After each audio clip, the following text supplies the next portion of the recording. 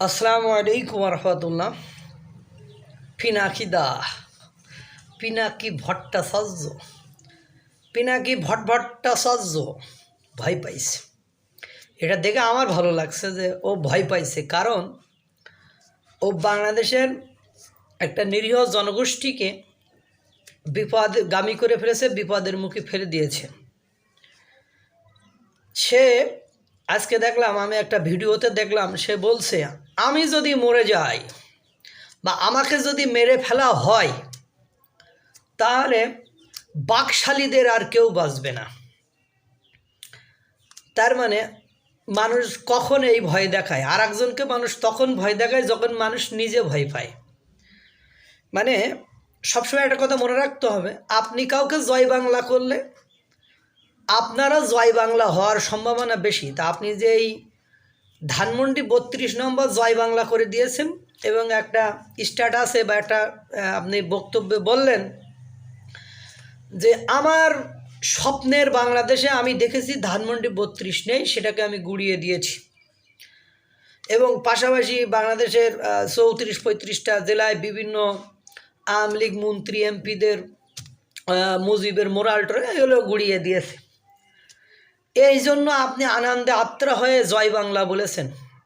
কিন্তু মনে রাখতে হবে, আপনিও একজন রক্তে মাংসে গড়া মানুষ, আপনার ভেতরেও ভয় কাজ করে। আর এই ভয় কাজ করে বলেই আপনি একের পর এক অপকর্ম করেন। কারণ যারা অপকর্ম করে, যারা আইনের বাইরে যে মব সৃষ্টি করে, মবক্রেসি করে, মব জাস্টিস করে, মব কিলিং করে, তারা কখনো সুস্থ মস্তিষ্কের এবং সভ্য জগতের মানুষ হতে পারে না। কারণ একজন ব্যক্তির যদি আইনের প্রতি ন্যূনতম সম্মান থাকে, সে আইনের ফাঁক ফোকর খোঁজে, আইনের ধারা খোঁজে। সে কখনো জনগণকে পাঠিয়ে একটা গ্রুপ বা দলের, যেমন বাংলাদেশের 30% মানুষ যদি আওয়ামী লীগের সমর্থক হয়, তাহলে সেক্ষেত্রে 5 থেকে 7 কোটি মানুষ আওয়ামী লীগ করে।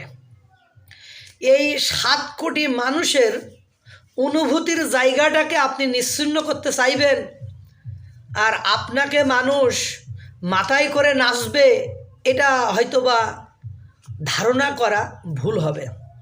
আর যাই হোক, হঠাৎ করে তিনি দেখলাম ফেসবুকে বা ইউটিউবে আমি দেখলাম বলছে যে আমাকে যদি মেরে ফেলা হয় তাহলে বাকশালীদের আর কেউ বাঁচবে না, তাদেরকে নিশ্চিহ্ন করে। তার মানে কি উনি ভয় পাইছে, এবং ওনার পরিবারটাও এখন থ্রেটের মধ্যে আছে। এবং কখন যে বগুড়ায় ওনার পারিবারিক বাড়ি বুলডোজারের মুখে পড়ে বা আগুন ধরে বা কে কখন নিশ্চিহ্ন হয়ে যায়, তার কোনো ঠিক ঠিকানা নেই। কারণ আপনি যখন কাউকে তাড়াবেন, তাড়াইতে তাড়াইতে ওর যখন দেয়ালে ফিট টেকে যাবে, ওরা সামনে যখন যাওয়ার কোনো পথ থাকবে না, ও তখন বলবে ডু আর ডাই, হয় মরো নাই করো। তার মানে ও হয় মরবে, নাহলে আপনার মারবে, কারণ ও তো অল্টারনেটিভ ওয়ে নাই। কারণ আপনি তাড়াইতে তাড়াইতে সামনের দেয়াল টপকায় যায়, সামনে যাওয়ার কোনো উপায় নেই। তখন সে কী করবে? তখন সে হয় নিজে মরবে, নাহলে আপনাকে মারবে।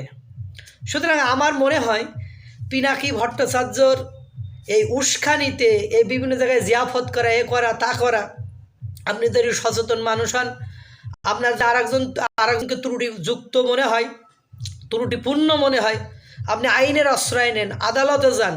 কিন্তু এই পিনাকি ভট্টাচার্য আপনাদের মাস্টার মাইন্ড, আপনাদের গুরু, আপনাদের আবু তালেব, এ কিন্তু নিজেই ভয় পাইছে। এর ভয় পাওয়ার কারণেই বলছে যে আমি যদি আমাকে যদি হত্যা করা হয়, আমাকে যদি মেরে ফেলা হয়, তাহলে বাকশালীরা কেউ বাঁচবে না।